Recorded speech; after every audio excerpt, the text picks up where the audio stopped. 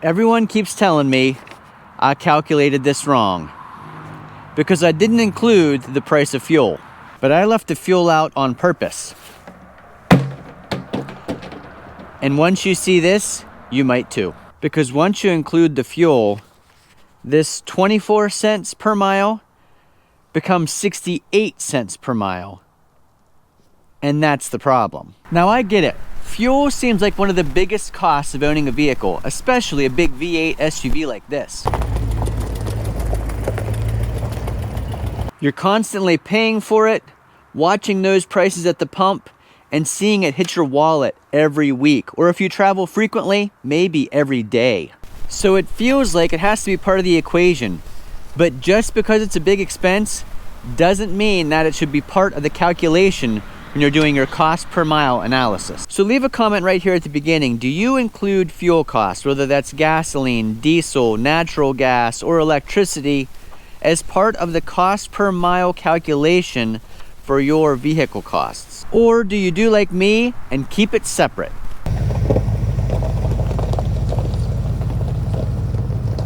When I calculate cost per mile, I'm trying to answer one question.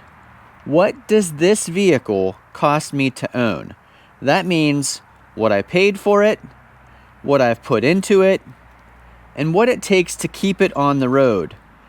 Things tied directly to this vehicle itself. Fuel isn't just about the vehicle. It's about how you drive, where you drive, who's driving, and how you're using the vehicle. This same vehicle with two different drivers will get two different results. You could see a 20, 30, or even 40% difference in miles per gallon based on who's driving and what they're doing with it.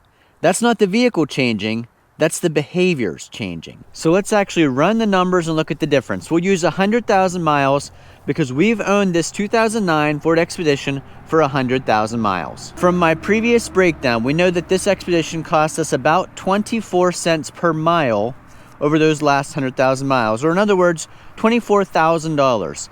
That's the purchase price, the maintenance, the repairs, all the expenses to keep this thing on the road for that 100,000 miles. Now I'm filming this in April of 2026 and gas prices are pretty high, but let's imagine back when we bought this 10 years ago that the gas prices were about $2.50 a gallon. Now I'm not sure if that's what they were or not, I didn't go back and look, but for numbers sake, let's just imagine $2.50 per gallon. So I've done some calculations here and let's take a look. Over the last 100,000 miles, if gas were $2.50 a gallon, we average about 15 miles per gallon with the V8 engine in this 2009 Ford Expedition.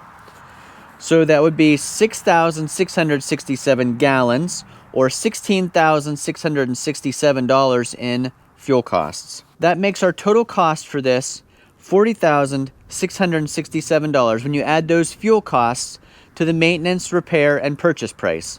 That's 41 cents per mile. Now let's look at another scenario. Same vehicle, same driver, same commute, but now the gas prices are $4 a gallon.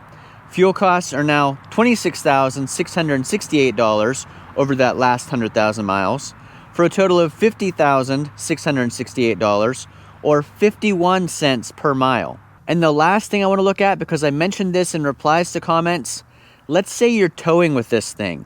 Same gas price, $4 a gallon, but now the fuel economy drops to 9 miles per gallon. Total fuel costs equal $44,444, making the total cost for purchase, maintenance and repairs, and fuel $68,444 or 68 cents per mile. Same vehicle, same 100,000 miles, but our cost per mile went from 24 cents per mile to 68 cents per mile. That's nearly triple. Did the cost of the vehicle suddenly get 3 times more expensive? No. Our use impacted the cost. So which number is the real number? Is it the 24 cents a mile, the 41 cents a mile, the 50-some cents a mile, or the 68 cents a mile? Or is it some hybrid number in between? If I hook up a trailer, haul something heavy, change my driving style, fuel consumption can go up 40 to 50%. But that's not the vehicle changing. That's the application I'm doing with this vehicle that's changing the cost of the fuel for the vehicle on that particular drive. So here's why including fuel in your cost per mile equation breaks the system. Because the second you start including fuel costs, you're no longer measuring the vehicle. You're measuring the behavior. And that is where people get misled. The variables really start to stack up when you start looking at fuel. Fuel prices change daily, they change yearly, they change over decades. Fuel blends change, driving conditions change, and terrain changes. None of that changes the vehicle itself. The same thing for insurance. We have a youth driver listed on this vehicle. That raises our rates. But that's not the cost of the vehicle, that's the cost of our situation. So I believe the right way to measure this is to separate the two things. Vehicle costs, which are going to be your purchase, repairs, and maintenance. And then usage costs, which are going to be your fuel, your insurance, and your driving habits. So if you want to track fuel consumption numbers, that's fine, go ahead and do that. But don't include it in your cost per mile analysis of a vehicle, because as we've shown in this video, fuel is too variable, too many drastic changes, and it does not reflect the cost of the vehicle. It only reflects the cost of your use of the vehicle. So I'll leave it right here for you guys to comment on down below in the comments. Should fuel costs be used in cost per mile analysis of a vehicle over the life you own it?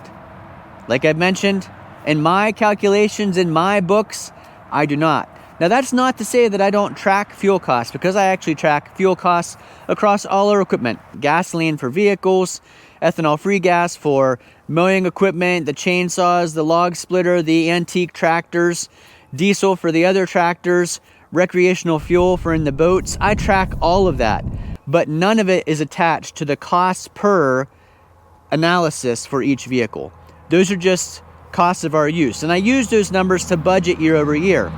Now obviously this summer is going to cost probably more than I had budgeted because gas prices have gone up, and you can only imagine what that's done to the price of the recreational fuel that we get on the water for our boats. Thanks for watching. Make sure you leave those comments down below. If you haven't seen our recent video series on vehicle specific to maintaining a high mileage vehicle, looking for a cheap used car, and rust, the thing that kills most vehicles, at least around here, make sure you check out those videos, leave comments on them, share them with a friend, and if you haven't already, please click that subscribe button so that you can follow us along here on Purple Collar Life. It's starting to be the start of spring and summer here, so we'll be back outside doing a lot of chainsaw work.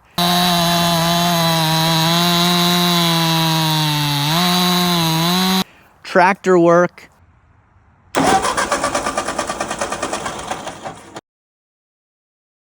Log splitting.